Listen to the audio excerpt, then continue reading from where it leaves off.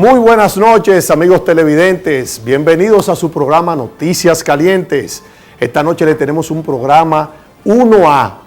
Ya lo saben, esta noche tendremos un invitado especial en nuestra sección de la Silla Caliente, un experto en todo lo que se refiere a los derechos humanos. Así que ya lo saben, no se nos muevan de ahí, que tendremos también las noticias, los comentarios, todos los aconteceres de importancia en nuestro país. Sigan con nosotros luego de esta pausa comercial en su programa Noticias Calientes.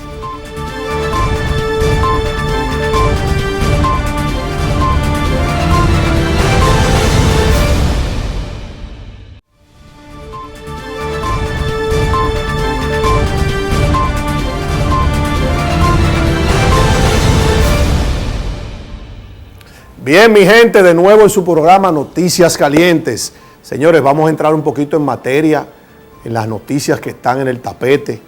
Una de ellas no es muy agradable, pero hay que comenzar con ella porque está ahí y es una realidad. Tenemos, señores, que la jueza Carmina Caminero de la Segunda Sala Penal de San Francisco de Macorís acogió el pedimento de habeas corpus hecho por Marlin Martínez, señores, y le acaban de dar libertad. Esto es algo que de verdad que consterna a toda la población dominicana, ya que sabemos que esa señora, que es la madre del asesino, del joven Marlon Martínez, el cual dio muerte a aquella adolescente, lamentablemente, Emily Peguero, pues vemos cómo por un simple pedimento y un rejuego, vemos cómo esta señora sale en libertad, señores, cuando sabemos que las pruebas están allí. Esta señora fue parte intelectual de ese horrendo hecho. Sin embargo, hoy le dieron libertad. Nosotros esperamos que la justicia dominicana retome ese caso y de verdad que haga pagar a quien tenga que pagar por ese terrible asesinato de esa adolescente. Es así, señores. Pero pasando a otra noticia muy importante también, señores, tenemos lo que es ya la declaración de bienes de nuestros funcionarios, nuestros ministros, y comenzando lógicamente por nuestro presidente Luis Abinader, quien acaba de declarar, señores, que posee una fortuna o un patrimonio, vamos a decir así, de 4.177 millones de pesos, convirtiéndolo en el hombre más rico del gobierno ahora mismo, hay que decirlo. Es así.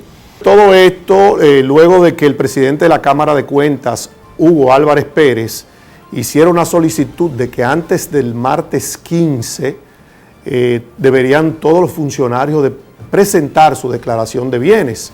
Más de 1.500 funcionarios así lo hicieron, y dentro de ellos, como es lógico, nuestro presidente, quien además incluyó en su patrimonio la sucesión de los bienes de su padre, José Rafael Abinader, quien falleció el año pasado.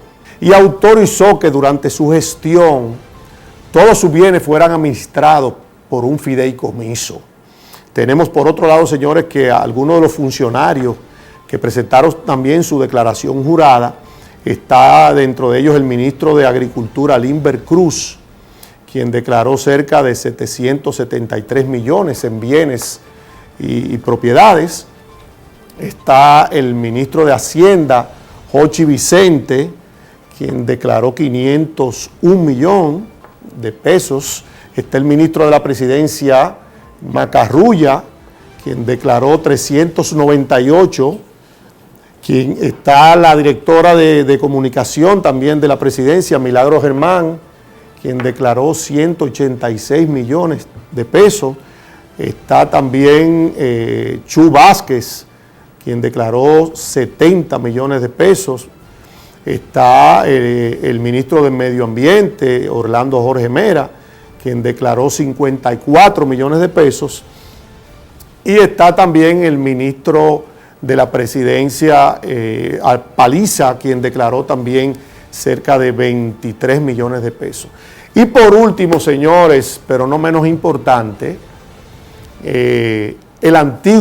el expresidente Danilo Medina, señores, eso es algo que hay que darle un premio. algo increíble, declaró nada más y nada menos que su patrimonio son cerca de 24 millones de pesos. El expresidente de la República, señores, Danilo Medina, declaró un patrimonio ascendente a los 24 millones de pesos ante la Cámara de Cuentas. La declaración jurada de Medina indicó que el funcionario posee un total de activos de 26.482.000 pesos, mientras que el total de pasivo es de 2 millones de pesos. Medina indicó poseer un apartamento valorado en 12 millones de pesos y una residencia valorada en 4 millones. Señores, esto es increíble ver cómo nuestro expresidente declara una fortuna, diríamos que la vemos poquita con relación a lo que sabemos, el manejo que hubo en esa administración, porque vemos como funcionarios que pertenecieron a su gobierno hoy declaran fortuna de miles y miles de millones de pesos. Pero lo importante que vemos, qué bueno, que el gobierno actual y nuestros ministros, encabezados por nuestro presidente Luis Abinader, está cumpliendo con lo prometido. Y esto es importante, señores, estos datos son muy importantes porque así vemos de manera clara la fortuna que tienen ellos iniciando este gobierno, este cuatrenio, para que no ocurra como en administraciones anteriores, gobiernos anteriores, que en buen dominicano, como se dice, entraban con una mano adelante y otra atrás, muchos funcionarios, y luego declaraban fortunas, señores, de miles y miles de pesos, que pocos empresarios serios, trabajadores honestos, empresarios de larga data, pocos pueden declarar fortuna, como hay algunos exfuncionarios del gobierno pasado, del PLD, que hoy declaran fortunas que honestamente yo espero que cuando se tomen acciones a nivel de justicia y de revisar todo eso, pues logremos que salgamos a la luz. Por otro lado, señores, tenemos que la Central Nacional de Trabajadores de Transporte, CNTT, solicitó a nuestro presidente Luis Abinader que extendiera el toque de queda a partir de las 9 de la noche, entendiendo ellos que es la forma de evitar el congestionamiento en el tránsito, debido a que las empresas se ven obligadas a despachar a sus empleados todas al mismo tiempo y a una hora prácticamente que es casi donde se está cerrando el comercio, y eso hace que se congestione y se cree más tapones. Señores, nosotros de manera particular, esto es una opinión muy personal, yo entiendo que sí, que deberíamos de estudiar el toque de queda, porque no creo que sea prudente un toque de queda tan temprano, sobre todo en el caso de los fines de semana, porque sabemos que lunes a viernes el toque de queda es hasta las 7 de la noche, pero los sábados y domingos, señores, hasta las 5 de la tarde. Claro, yo exhorto a la población que debemos respetarlo, pero esto es una opinión muy personal. Yo entiendo que deberíamos de sopesar realmente, extenderlo, ya que, como yo digo, el COVID no tiene horario para contagiarse. ¿Qué debemos de respetar? El distanciamiento, usar las medidas sanitarias, la mascarilla, evitar los tumultos. Yo creo que es mucho más importante que el mismo toque de queda tan temprano.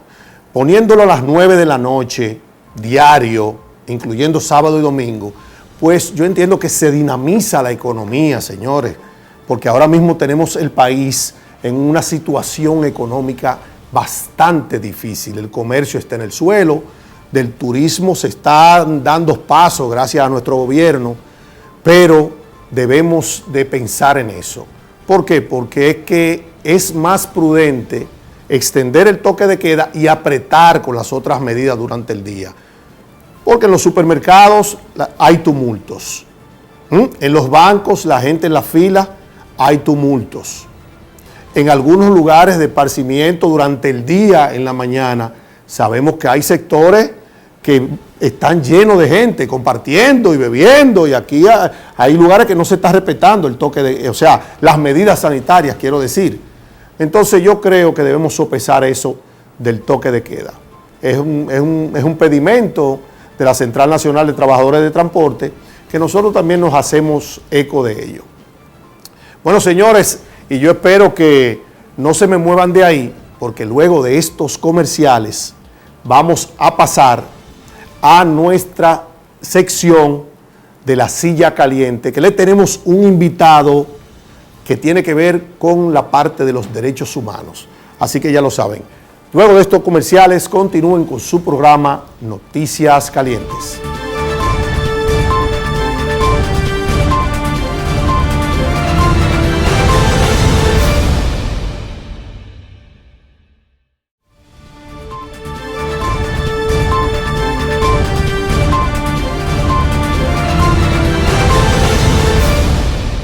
De regreso, señores, en su programa Noticias Calientes. Tenemos nuestra sesión esperada de la silla caliente. Esta noche tenemos un invitado, señores, alguien muy especial, alguien que tiene unos temas muy interesantes. El presidente del Comité Dominicano de los Derechos Humanos, señores, el señor Virgilio Almanzar. Virgilio, buenas noches, bienvenido.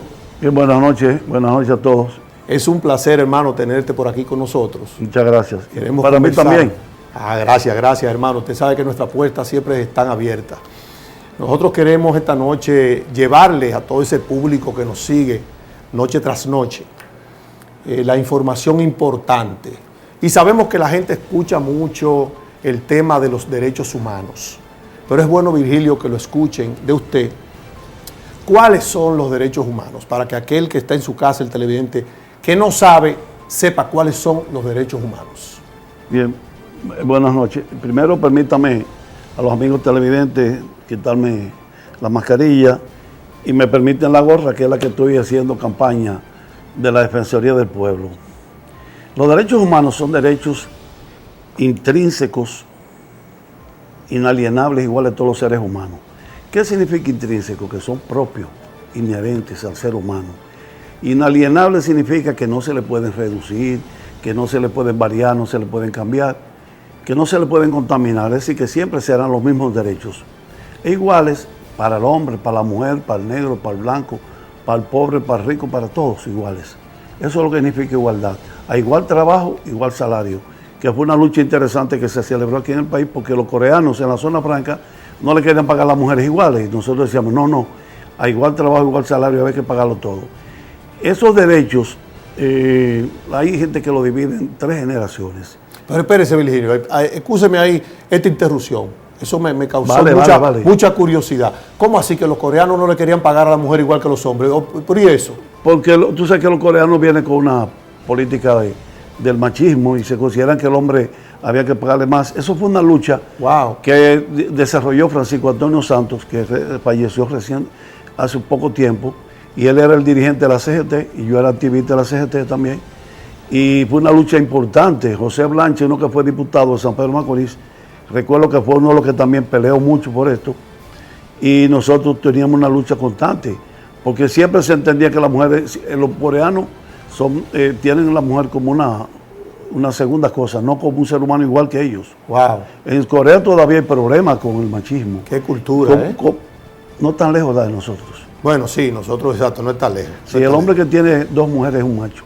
Sí, lamentablemente esa es una cultura muy errónea. Y cuando el hombre tiene una sola, es un pariguayo. Lamentablemente. Bien, entonces, seguimos con los derechos. Sí, los derechos humanos, tenemos los derechos civiles y políticos. Primero los derechos naturales. Hay 3 derechos naturales. El derecho natural de la vida, el de la libertad y la propiedad. Así que esos son 3 derechos naturales y de ahí salen todos los demás derechos. Okay. Un derecho, de los derechos que tenemos, de los derechos civiles, por ejemplo, civiles y políticos, el derecho civil viene de civitas, de latín, que significa ciudad. Entonces, los civiles son la gente que vive en la ciudad, que pueblan las ciudades. ¿Qué necesita una persona de derecho civil? Tener un nombre, una nacionalidad, tener una identificación para poder estudiar, comprar, vender, poder casarse, poder tener título, poder estudiar, todo con un nombre determinado. Yo me llamo Mario Abreu, como usted. Exacto. Virgilio Almanzar. Entonces, eso es un derecho civil, pero ese derecho civil también se manifiesta en el derecho que tiene esa persona a circular, al tránsito, a estudiar, a la salud, a todos los servicios que le corresponde, que el Estado tiene que facilitar a la gente. Los servicios básicos. Sí, los servicios básicos de todo. Y los derechos que la gente tiene a organizarse, a la libertad sindical, a la libertad política, a la libertad filosófica, a la libertad de él elegir el hogar y el trabajo que él quiera. Esos son derechos civiles. Luego los derechos políticos, la gente entiende nada más el derecho político como el votar y que voten por él. Y jamás eso es solamente el derecho político. Es también usted, en una sociedad de democracia, intervenir en los procesos como lo señala la Real Democracia, que hoy es el Día de la Democracia, que la Naciones Unidas conmemora. Una democracia es la participación activa de la población en todas sus decisiones y en todos sus planes. Y un derecho a la gente es la revocabilidad del mandato, por ejemplo, que aquí no se da. Es que si a Pedro o a Juana le eligieron senadora de Pedernales y como es muy lejos, por ejemplo, después no quieren ir para allá. Ajá. O para un pueblo lejano. Exacto. Entonces se queda aquí, ya no, tiene un tiempo y la población puede decir, una determinada cantidad de personas puede decir, nosotros queremos apelar y revocar el mandato de esta persona porque ya no nos sentimos representados por él. Exacto, porque no asiste a No la asiste zona como- donde fue elegida. Correcto. Y no también no asiste no solamente, sino no cumple con que sus no cumple deberes. y además con los compromisos. Con los compromisos. Y además hay que buscar la democracia, que la gente proponga programas, que diga, miren, mi programa es este, y se lo dé a la población, y la población puede evaluarlo por ese programa. Eso es realmente la democracia que debe ser. Bueno, entonces después existen los derechos económicos. ¿Qué es un derecho económico? El derecho a un trabajo, pero un trabajo cualquiera no, un trabajo digno, que él pueda vivir con dignidad, tener una vivienda, tener derecho a la educación, poder pagar el tránsito, poder pagar la salud, poder pagar todo y derecho a la recreación. Tener un derecho extra para la recreación y un pequeño % de ahorro, que también es un trabajo digno, que pueda vivir con dignidad. Dignidad significa hijo de Dios. La dignidad viene por ser hijo de Dios. Entonces, el trabajo es el derecho fundamental de los derechos económicos. Entonces, derechos sociales son los derechos de vivir en sociedad, de organizarse, vivir en grupos, organizarse en asociaciones, en clubes, en grupos, juntas de vecinos. Me imagino que casarse también es uno de esos derechos. Todo eso es parte del derecho social. Claro. Casarse y entendiendo de que, bueno, ya la gente lo ve como más asunto religioso, pero también el respeto a su pareja, como También. debe ser. Sí, y el derecho cultural es que la gente asuma el idioma que quiera, el peinado que quiera, la ropa que quiera, siempre y cuando no transgreda lo que la gente entiende que es el pudor público. Y pueda expresarse el baile que le gusta. Entonces nosotros atacamos mucho a los jóvenes, yo digo nosotros, los adultos, pero yo no. Porque ese joven tiene una pelada rara. Pero, ¿y por qué la pelada rara no era la que nos daban a nosotros antes? Es cierto. Entonces hay que dejar que la gente se exprese como quiera, que es parte de su intimidad. Y un derecho también, parte de todo esto, que es un derecho ya civil también y social, es que él tenga la libertad sexual. Ya entiendo. Sí, que él asuma lo que él quiera hacer sexualmente. Ya. Y eso es un derecho íntimo de la gente que nosotros no tenemos que involucrarnos en eso. Cada quien decide ese derecho. Bien, después de eso ha ido creciendo los derechos humanos y ha ido desarrollándose. Sí, pero mire, antes de ir a esa parte, usted me va a hablar de ese desarrollo ahora mismo, pero fíjese, para no dejar eso en el aire, ahí yo estoy con usted, pero hay que hacer también una salvedad de, como usted bien dijo ahorita, de que así como una pelada que tenga un joven, un corte de pelo o alguna costumbre, algún baile, siempre y cuando no afecte o no agreda los derechos del otro. Por supuesto. Exactamente. En lo de Benito Juárez. Exactamente. El respeto al derecho ajeno a la paz. Es la paz. Su derecho comienza donde terminan los míos. Correcto. O viceversa. Correcto. Eso es así. Eso es totalmente de acuerdo. Así debe ser. Claro. Los derechos suyos no pueden transgredir los derechos de los otros. Exacto. Bien, entonces, ahora la modernidad ha obligado a otros derechos, los derechos colectivos. Como el derecho al medio ambiente. Las transgresiones que hay al medio ambiente, las violaciones sónicas o auditivas, con más decibeles de lo que la gente puede recibir, sin destruir eso, pero además destruye lo que es el sistema cerebral y la gente se desequilibra hasta emocionalmente. Lo que son las no puede dormir la gente. Eso es terrible. Eso es terrible. Una guaguita anunciadora cuando la gente está tirando su pavita. Así mismo. Viene, ven los plátanos, no sé cuánto. Y ellos dicen, hierro viejo, abanico viejo. Ellos dicen, somos padres de familia y tenemos derecho a buscársela así, pero deja que el otro. Y si hay una persona enferma y quiere descansar, no tiene derecho porque el platanero o el otro no es broma, no. Aquí hay que buscar la forma de legislar y controlar todo eso. Esos colmadones con esa bocina a veces también, que ahora por el COVID lo vemos menos. Sí. Pero todos sabemos que son lo hacen. Muchas las juntas de vecinos que se han quejado ante las autoridades, que han tenido que llamar porque es inaguantable. Correcto.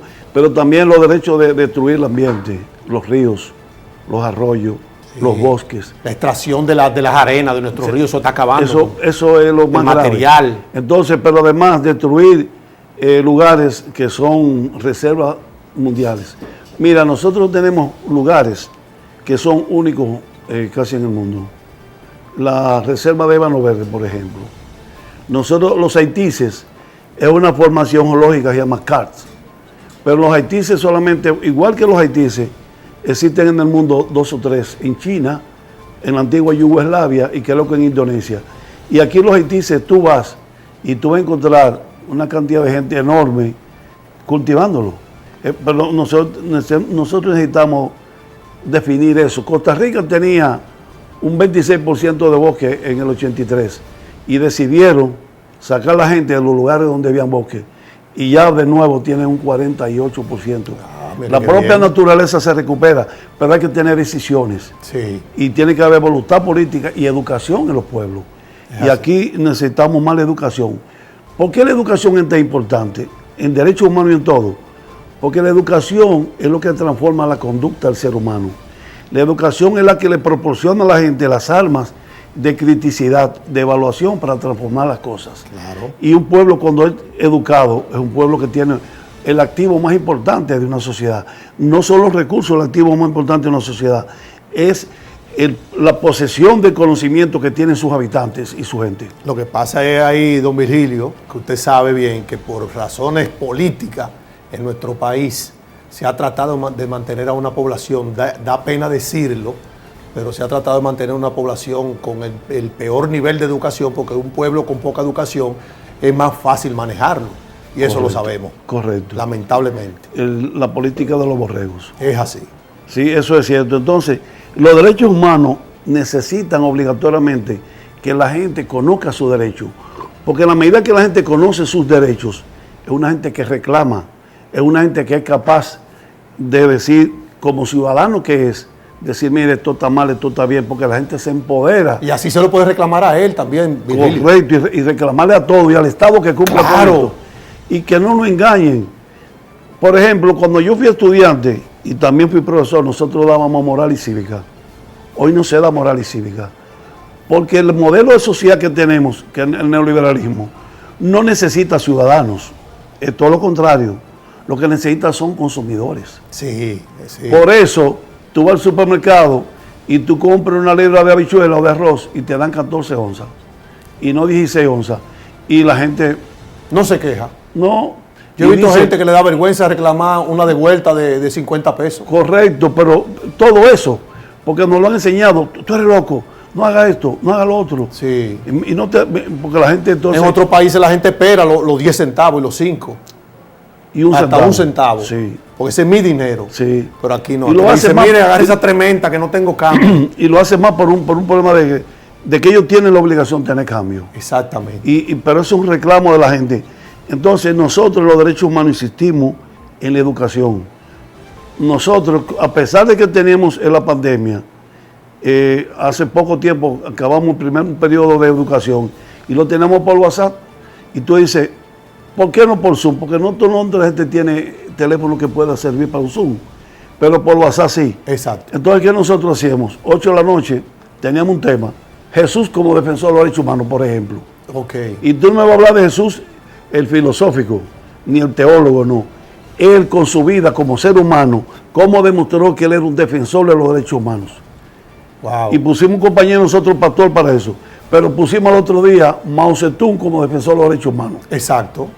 Para que la gente lo viera. Claro. Y entonces después pusimos Martin Luther King como defensor de los derechos humanos.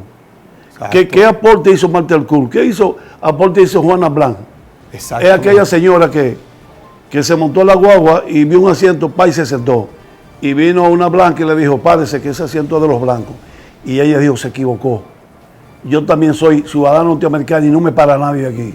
La primera vez que se hace públicamente. Eso es así. Y entonces, con ese aprendizaje fue que Martin Luther King se portó como después Malcolm X, y también tenemos al reverendo Jackson. Exacto. Sí, sabemos que con esos problemas raciales en Estados Unidos se ha estado luchando durante décadas. Qué vergüenza. Eso es así. La nación que quiere ese modelo de democracia es racista. Lamentablemente. Bueno, de seguro que tú sabes que en Virginia, hay una Virginia que tú puedes comprar ahí, Carolina, que tú puedes comprar a los blancos, pero no a los negros. Y otra que los negros pueden comprar y no permiten a los blancos. Wow, señor, esto es entonces, increíble.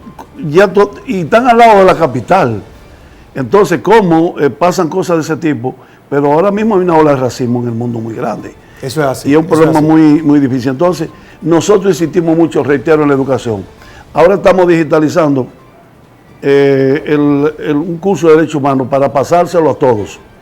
Y vamos a hacer el curso completo y vamos a ver si lo pasamos por las diferentes plataformas de los medios de comunicación.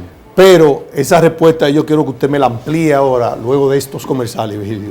Ustedes no se muevan de ahí y continúen con su programa Noticias Calientes.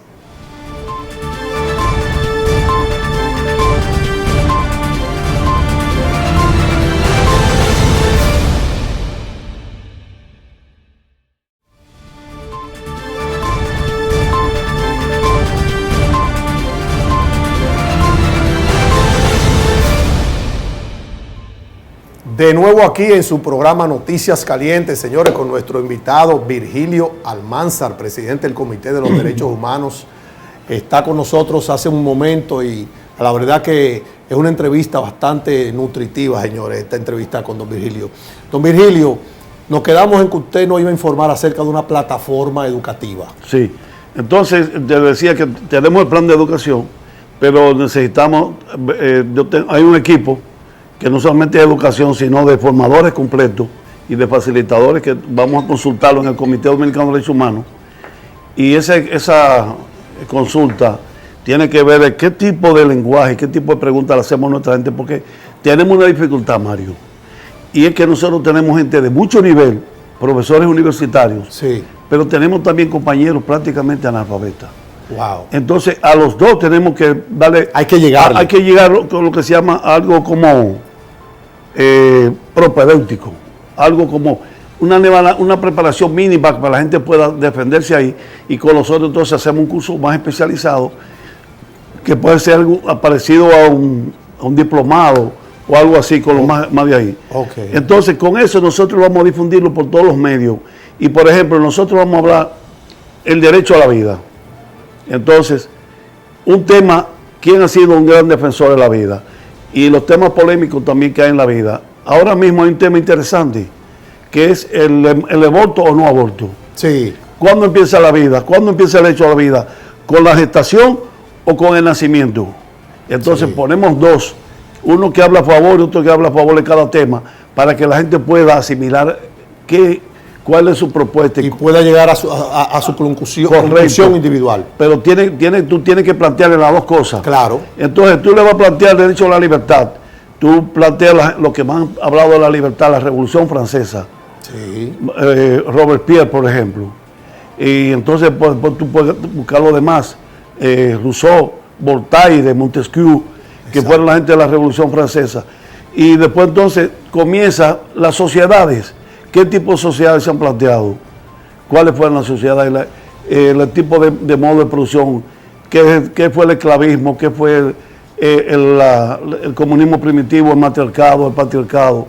Entonces la gente tiene que dominar eso para ver cuál es el nivel de desarrollo que hoy tenemos y hacia dónde vamos y hacia dónde debemos ir. Porque no solamente hacia dónde vamos lo correcto, sino hacia dónde debemos ir. Debemos ir, claro. Sí, entonces tú vamos a tocar los problemas ambientales. ¿Quién mejor que Luis Carvajal, por ejemplo, que nos dé una exposición de eso? O el padre Rogelio. También. que puede hacerlo, que maneja bien el tema. Sí. Entonces vamos a hablar de la destrucción de los ríos. Vamos a buscar al profesor Jiménez. Vamos a hablar del problema de la importancia de preservar bosque y cosas. Vamos a hablar con la gente de la universidad, de los profesores de la universidad. Vamos a hablar de cualquier tema. El derecho a la organización. ¿A quién buscamos? Un trabajador, a Gabriel Berrío, por ejemplo, de la casa. Okay. Vamos a hablar de la salud, buscamos a la gente del colegio médico y buscamos las enfermeras, porque no basta con tener los médicos, tú tienes que hablar con las enfermeras y los otros trabajadores, claro, y los psicólogos que trabajan en los hospitales. También. Sí, y tú hablas de las cárceles, no solamente ponga un alcalde a hablar o un fiscal, pon también presos. Claro, claro. Porque, por ejemplo, gente que residen allí. Que por cierto, hoy quitaron el alcalde de La Victoria, hubo un problema ya. Y también unos policías que pasó un problema ya difícil. Bueno, entonces, pero ¿por qué? ¿Para qué sirve la cárcel? ¿Cuál es la función de la cárcel? ¿Es para solamente trancar a la gente o para reeducar a la gente para que se regrese positivamente a la sociedad? Se supone que para eso. Sí, pero hay muchos problemas. Pero no se cumple, es cierto. No se invierte en esto. No. Bien, la cosa es que todos esos temas que vamos a hacer en este aunque ahora sabemos, sí, que las nuevas autoridades, con nuestro presidente Luis Abinader a la cabeza, lógicamente, van a hacer una inversión grandísima en lo que es el tema de las cárceles y el tema penitenciario de nuestro país. Sí, que por cierto, con el asunto de la pandemia, subió casi a un 90% los presos que no han sido juzgados definitivamente, no han sido juzgados, y eso es grave. Eso hay que buscar la forma de solucionarlo. Sí, señor. Ahora, Virgilio, antes que cambiemos ahí también, yo quiero que usted porque le veo esa gorra, ¿qué es un defensor del pueblo? Que usted habló ahorita de lo que usted tiene entre manos con eso, esa campaña. ¿Qué es el defensor del pueblo? Que la gente sepa. En la realidad, los defensores del pueblo somos nosotros, los activistas de derechos humanos, defendiendo al pueblo. Antes de empezar el programa, vinieron una gente de Yaco aquí, ahí afuera, viniendo a ver que fueron desalojados de una tierra que lo tenían sus abuelos. Wow. Entonces, ¿dónde vienen? ¿Dónde nosotros? Ahora, la figura de defensor del pueblo que nosotros comenzamos a propagar desde el 90 y fue aprobado en el 2001, nosotros lo queremos esto porque nosotros como grupo, el Comité Dominicano de Derechos Humanos, siendo la única ONG en este país que no recibe recursos de nadie, de autogestión, la única, nosotros decimos, pero si nosotros tenemos la logística que tiene la Defensoría del Pueblo, nosotros podemos transformar este país. Y este es un momento, Mario, interesante, porque en este momento no es un momento cualquiera del desarrollo de este país y de la humanidad. En este país un defensor del pueblo tiene obligatoriamente que entender que hay que buscar la mayor cantidad y posibilidad de alianzas posible con todos los sectores. Por ejemplo, ¿por qué nosotros no podemos hacer un acuerdo con la Procuraduría de la República y ver qué podemos hacer juntos? Exacto. Que nosotros podemos hacer un acuerdo con la Policía Nacional, claro, sin que la policía debe ser la policía la que reprima y prevenga el delito y el crimen, y nosotros ser defensores de la garantía de los seres humanos, de los derechos de la gente. Podemos hacer un acuerdo con medio ambiente, con educación. ¿Tú te imaginas que nosotros podamos introducir en los programas educativos los derechos de la gente? Ahí mismo la gente comienza a hacer eso. Claro. Entonces tenemos que obligatoriamente con las academias, con los colegios profesionales, con los grupos comunitarios, con los grupos, las iglesias. Sí, la iglesia, nosotros tenemos que ver todas las cosas que sean posibles de hacer juntos, porque en este momento hay mucha unidad. En este momento o nos salvamos todos o nos hundimos todos. Es así. Porque el mundo está en esto. Y si tú ves el pensamiento de Noam Chomsky, que dice que ahora se han juntado tres cosas peligrosas: la pandemia, una crisis inevitable de los grandes países del mundo, empezamos con Estados Unidos. Sí, la grande potencia. Y una posibilidad de guerra o en Siria o en Irán. Bueno. Entonces, son momentos que pueden venir situaciones y nosotros tenemos que estar, ¿qué podemos hacer? Entonces, la Defensoría del Pueblo tiene 5 funciones importantes. La primera es que debe ser una persona que sea de intermediario entre los grupos, los problemas sociales y el Estado, que pueda ser acompañar a la persona para que puedan buscarse soluciones a sus situaciones. Una situación, algo que nosotros lo hacemos todos los días. Nosotros entregamos, Mario, casi semanalmente en la capital y casi en el país podemos entregar 2 y 3 personas que la están buscando las autoridades y se entregan con nosotros, entonces nosotros lo entregamos a las autoridades y así se evita un derramamiento de sangre, se evita cualquier problema y hasta recursos de las autoridades. Nosotros debemos ser los principales difusores, educadores de derechos humanos para lograr lo que decíamos ahorita, que la gente se empodere de sus derechos y sean los protagonistas de sus propios problemas y no tenga nadie que sustituirlo a ellos. Nosotros debemos ser los garantes de que los recursos del Estado sean bien utilizados. Ante una denuncia de una problemática, de una corrupción, un acto de corrupción, nosotros podemos intervenir y debemos intervenir en las empresas del Estado, las instituciones del Estado o las instituciones privadas que trabajan al Estado, los que venden comida al mediodía a la escuela, los que le proporcionan, los que le facilitan el almuerzo y los demás alimentos. Si queremos que haya eso, entonces nosotros hacemos la investigación, se concluye la investigación y se la llevamos al Ministerio Público para que le dé el debido proceso. O sea, ellos encaminen por el proceso que dice la justicia que hay que llevar. Entonces nosotros también debemos ser garantes de los derechos fundamentales del ser humano. Además de los garantes de que el ambiente que vivimos sea el propicio para que los nietos de tus nietos y los nietos de esos nietos puedan seguir viviendo en un ambiente con cierta sanidad. Así es, pero mire, con respecto a las declaraciones de Pacheco, en ese sentido, ¿qué usted puede decir? Tú sabes que a mí se me ha hecho difícil yo aceptar que Pacheco, que es un alto dirigente del PRM y un veterano, como que se le zafó. Eso, como que le fue un tiro, un cartuchazo, porque no es posible que se me hace difícil creerlo, que Pacheco esté diciendo que un año después de cerrarse, que todo el mundo llevara su expediente y fuimos evaluados todos, abrir y que nuevos concursos para que más gente se inscriba. Cuando ya la defensora del pueblo se le acabó su tiempo y ella misma ha pedido que la quiten, que está enferma, que está agotada. Ya. Entonces venir con esa y entonces decir, bueno, los candidatos pueden ser fulano y fulano. Si aquí se hace una encuesta en este país, todo el mundo sabe que la persona que más ha trabajado en derechos humanos durante 48 años, sin buscar nunca un salario, soy yo. Y lo quiero decir con toda la modestia del mundo, pero la gente lo sabe. Ahora, yo sí trabajo. No, usted está en su derecho. No, de derecho hablamos. Correcto, pero no significa que todos tenemos derecho. No significa que yo, como soy profesor de instituciones y de escuela y de todo, no cobre por esto, pero la gente del pueblo, los cursos que se dan y lo que nosotros hacemos diario son honoríficos. Es más, para nosotros viajar, nosotros vamos a salir a la madrugada. Vamos para Elías Piña, San Juan, Las Matas Farfán y Asua. Es con los recursos de nuestros compañeros, de nosotros mismos, que nos juntamos. Por ejemplo, esta gorra nos la dio un compañero, nos la donó. Dijo, yo quiero que tú seas defensor del pueblo. Nosotros recibimos 100 camisetas de doña Katy Báez. Ya. El Son pasaje, aportes. Un aporte que sí. Okay. Un compañero llama Juan de la Rosa. Dijo, yo voy a darle la gasolina. Y lo hacen ese compañero y otros más. Y yo voy en el carro mío. El carro tuyo no está tan bueno, préstame el de fulano. Okay. Y entonces, nosotros que tenemos una estructura nacional, y que puedo decir que hay lugares que nosotros tenemos estructura por encima de muchos partidos, de los grandes de este país, de grupos de derechos humanos que reclaman a diario. Hoy nosotros estamos involucrados en más de 10 luchas. Ya. Ahora fíjese algo, don Virgilio, que usted sabe que tenemos el tiempo un poquito encima y no quiero que se nos quede una preguntita que yo entiendo que mucha gente también está haciéndosela en su casa.